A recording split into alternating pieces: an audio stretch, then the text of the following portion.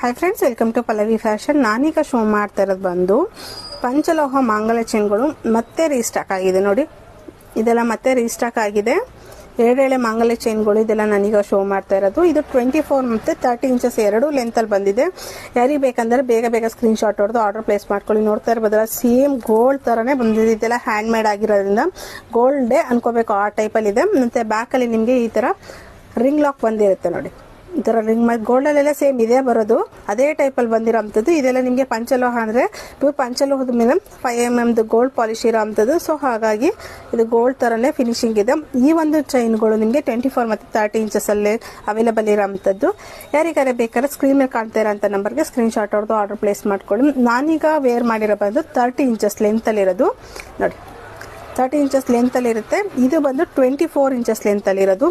ಇದ್ರ ಲೆಂತ್ ಬಂದು ನಿಮಗೆ ಎಷ್ಟು ಬರುತ್ತೆ ಅಂತ ಜಸ್ಟ್ ಹಾಗೆ ಶೋ ಮಾಡ್ತೀನಿ. ನೋಡಿ, ಇಷ್ಟು ಲೆಂತ್ ಬರುತ್ತೆ. ಇದೆಲ್ಲ ಸ್ವಲ್ಪ ಸಣ್ಣಕ್ಕೆ ಹೈಟ್ ಕಮ್ಮಿ ಇರೋರು 24ನ ಬೈ ಮಾಡ್ಬೋದು. ಹೈಟ್ ಪರ್ಸನಾಲಿಟಿ ಇರೋರಾದ್ರೆ 30ನ ಬೈ ಮಾಡ್ಬೋದು.